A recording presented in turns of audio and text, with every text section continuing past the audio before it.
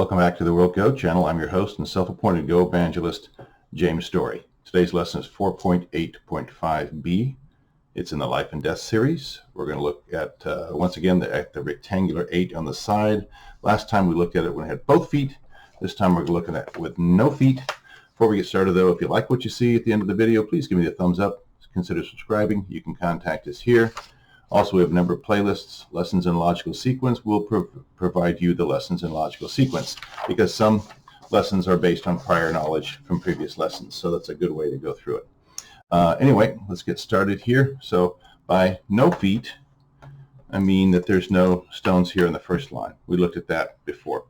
Obviously, if black plays anything in here, white can just prevent black from or white can make two eyes. Let me say that.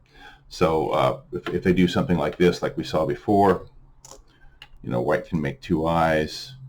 Black plays something like this, white can actually just play this, and when black takes, white can come back, capture in a snapback, or they can just simply play something like this or tanuki somewhere else. White is still going to have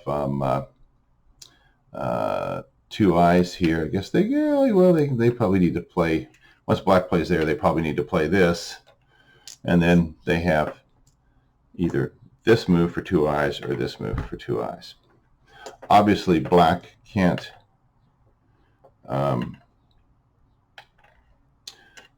they were right here. Black can't connect because white will just capture. All right, so let's look at some other moves besides here or here for black. One is just simply to push in from the side like this. They could push in from both sides. Notice this stone isn't important, nor is this one, because when white takes, black can Atari, and white has to fill. So this isn't going to be an eye for white, and this isn't going to be an eye for white. So black doesn't need to save those stones. So black can play something like this, Atari, white captures. Black can play like this, Atari, white captures. And now white has, it's black's turn, but white has this move to make two eyes, or this move to make two eyes. So whichever one black plays, white simply plays the other, and they have two eyes. So just pushing in from the side like this doesn't work. Black might try to jump in a little farther with the idea of connecting out like this. Excuse me. One thing white can do is they can play this move. If black plays here, white throws in, black captures, white plays Atari. If black connects, white plays Atari, black connects, and white comes back and makes two eyes.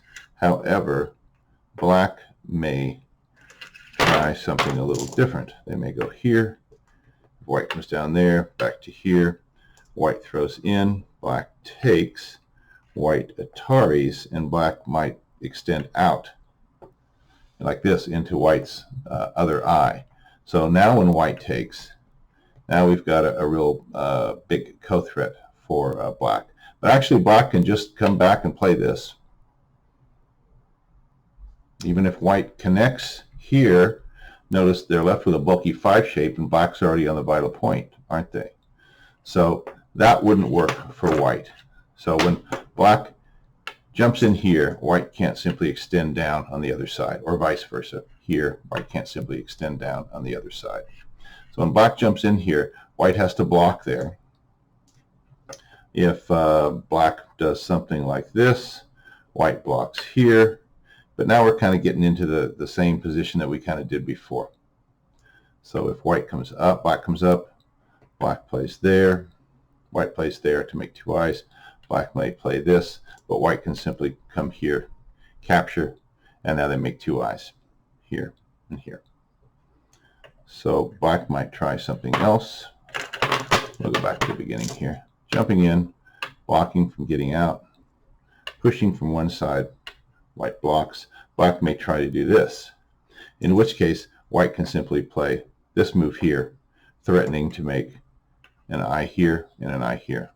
So black is kind of forced to play this, and now white has a couple different options here. Notice they still have 3 liberties, so they can play one of these moves.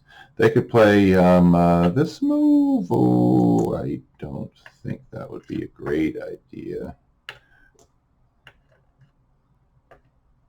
No, because it's Atari and capture. So that's not a great move for white. Let's go back here.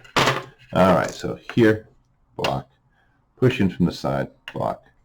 Black goes to here.